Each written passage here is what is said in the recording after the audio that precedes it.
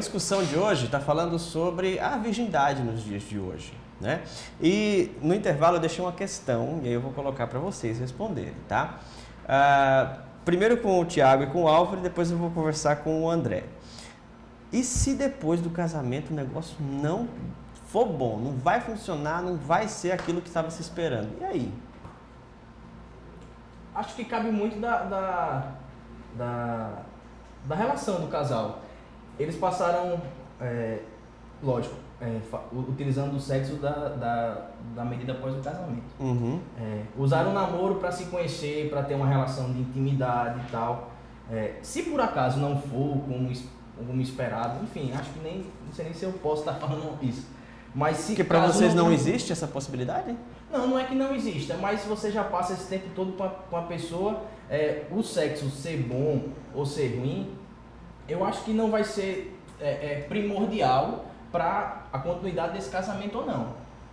Acho que após isso aí, caso não supere as expectativas, acho que vale muito da conversa do casal. De ir ajustando. Justamente, acho que passou esse tempo todo de namoro, se conhecendo, tendo essa intimidade de conversa, de partilha. Enfim, acho que isso aí seria o mínimo, assim. Álvaro, isso não é uma preocupação para vocês? Isso a gente parte do pressuposto, né? Que ambos são virgens, então talvez a probabilidade de existir algum tipo de dúvida, alguma coisa do tipo, eles vão conhecendo, um vai conhecer o outro junto, entendeu? Então eu creio que se realmente houver alguma situação que não dê certo, que aparentemente não bate, eu acho que o casal realmente deve sentar e conversar e entender o porquê que não está dando certo. Porque sempre há uma questão por debaixo de tudo.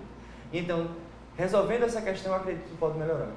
André, já que você está se posicionando aqui no outro lado, pessoas que fazem sexo antes do casamento, né? Como se o casamento vai consumar um prazer que os dois vão ter juntos.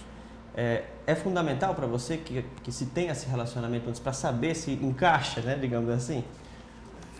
Como você disse, tem que, ou como no jargão popular a gente diz, tem que ter uma química, e essa química também envolve a parte sexual, né? Eu não acredito que é possível ter um casamento escolhendo esperar, sendo virgens. Sim, não tenho nada contra isso, é bom deixar bem claro isso. Uhum. E os casais podem ser felizes e muito felizes se os dois casarem virgens, sim.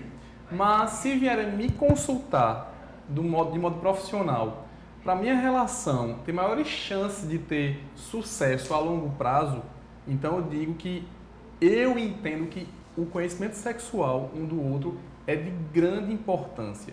E quando eu digo conhecimento sexual, eu não estou falando de penetração, não. Estou falando de sexualidade, momento só do sexo, não. Estou falando de um saber se o outro gosta de ser tocado em tal lugar, o outro de tal forma, se gosta de ser beijado em tal local ou em outro, e assim vai. O sexo é muito mais do que uma relação de penetração, por exemplo, ou de movimentos genitais. Uhum. Eu vejo muito mais amplo do que isso, e que os casais que se conhecem bem têm muito mais chance de ter uma relação longa e duradoura. Mas aí eu vou puxar com o Thiago. Essa questão de descobrir onde é que o parceiro gosta mais de ser acariciado ou não, isso dá para descobrir no namoro, não?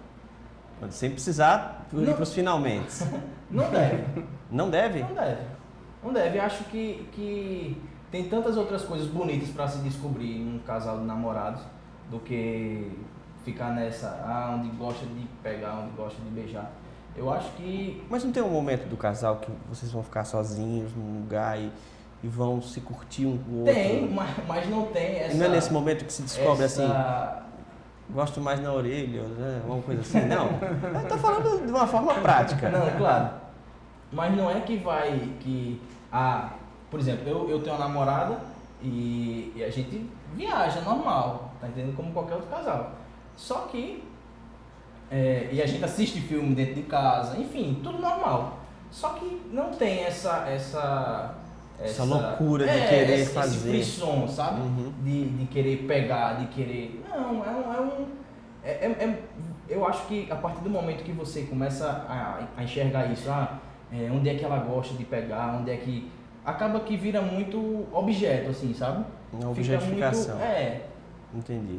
Álvaro, vocês também pensam da mesma forma? O namoro de vocês, onde é que está o limite, assim? Pode ir até aonde? Como é que você estabelece Eu gosto de dizer isso? que é melhor não pensar em limite.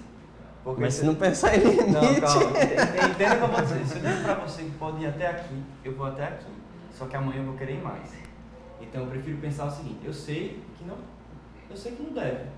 Porque uma coisa é você começar algo, quando você começa algo, é da nossa carne, tá aqui, é instinto. A gente tá... como ele falou, há certas coisas químicas também que há atração. Então, a gente sabendo que existe isso tudo, então eu acho que ele também pensa da mesma forma, é melhor se evitar. Evitar excessos, evitar situações. E assim, eu creio, particularmente é algo que eu vivo, que eu entendo, que vai se viver bem, vai estar bem. Eu acho que esse processo do namoro, do conhecimento, você vai conhecer a pessoa, quem ela é. E é muito interessante, é muito bom, muito bacana.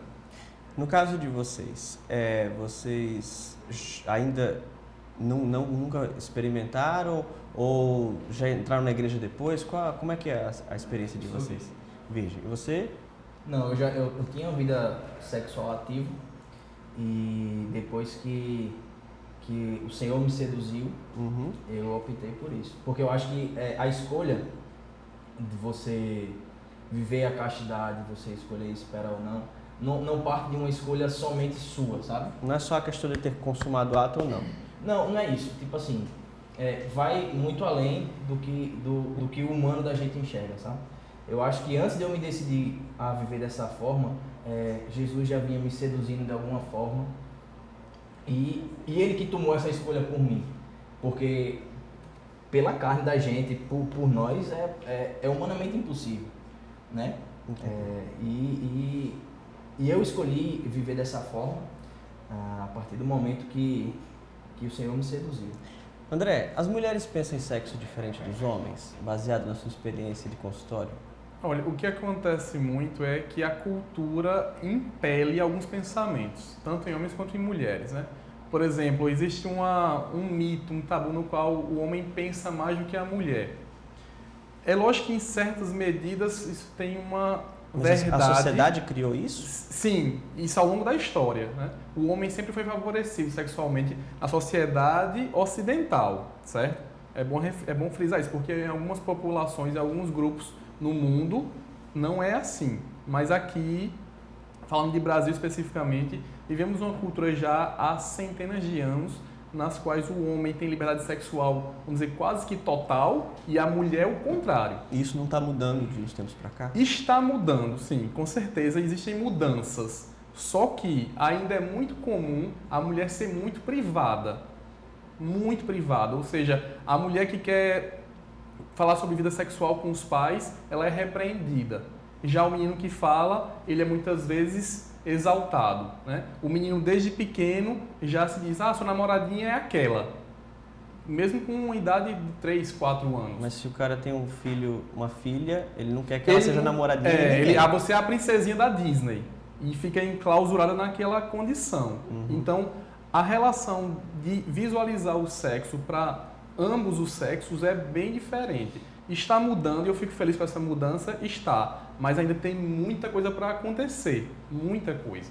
Certo. Vamos falar um pouquinho também de outros aspectos com relação à sexualidade nos dias de hoje, né? A gente tem aplicativos de celular onde as pessoas se conectam muito rapidamente umas com as outras, como eu falei no começo do programa.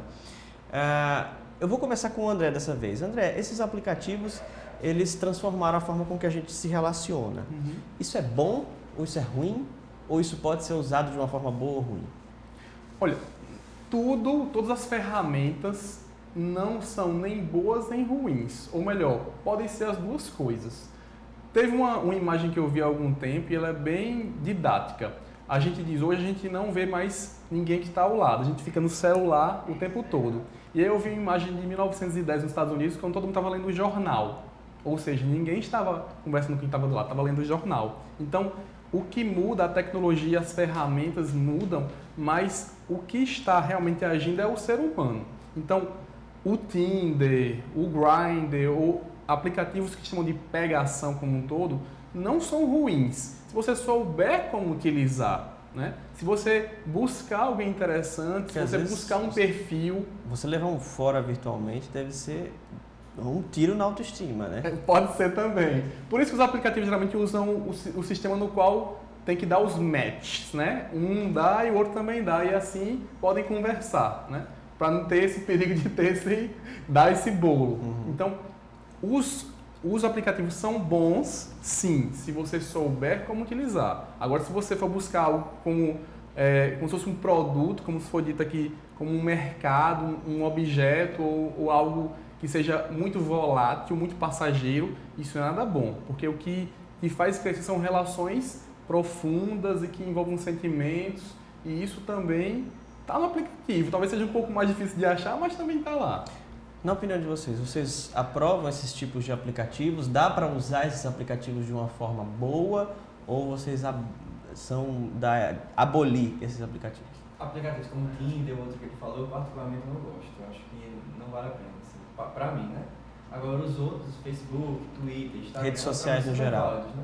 Pra mim são tranquilos demais. O que é a sua opinião sobre os aplicativos? Eu partilho da mesma opinião de Alvo. Mas não dá nem para procurar uma pessoa para namorar num aplicativo desse? Não, assim, porque se duas pessoas querem achar, ou melhor, se você já tem um aplicativo desse, boas intenções você não tá. Não, mas você pode estar com a intenção de querer procurar alguém, uma pessoa para ficar claro. com você. Se procurar, por acaso você, sei lá, procurou, achou uma pessoa aí, sei lá, a pessoa é boa, enfim, tem a mesma linha de raciocínio, a mesma linha de pensamento que você, rapaz, glória a Deus. Agora, eu particularmente, eu acho que tem outros meios também de você conhecer alguém. Agora deixa eu dar uma notícia aqui que a gente localizou na internet, que existe um aplicativo chamado Divino Amor, que é considerado o Tinder dos evangélicos. O Divino Amor já é um site de namoro evangélico no Brasil que tem muitos anos já, e eles decidiram fazer essa adesão a essa mecânica. Então a ideia é que os cadastros sejam de pessoas com conceitos evangélicos, católicos, religiosos, e que seja mais fácil encontrar aí. Com aplicativos como esse, aí já dá para começar a conversar? Olha que eu deixei o pessoal aqui. Também não? É meio... Tem outros meios. Tem outros meios. Outra pessoa. Ok. Eu sinto um pouco de desespero. Desespero? Exatamente isso. Porque eu preciso me colocar à disposição em um aplicativo. Tá entendendo? É porque às vezes você não consegue encontrar, né? Ou você não está olhando da forma correta. E aí, André? Quando tem um aplicativo mais segmentado assim, é mais fácil para as pessoas? Uma coisa é certa, se o aplicativo existe é porque tem demanda. É isso aí. Bom, eu vou ter que dar um intervalo agora, a gente até estourou um pouquinho aqui, mas porque o assunto é bom, né? É bom falar sobre essas coisas. Daqui a pouco, depois do intervalo, a gente vai falar de notícias que estão na internet sobre esse assunto. Fique com a gente, aqui tem discussão.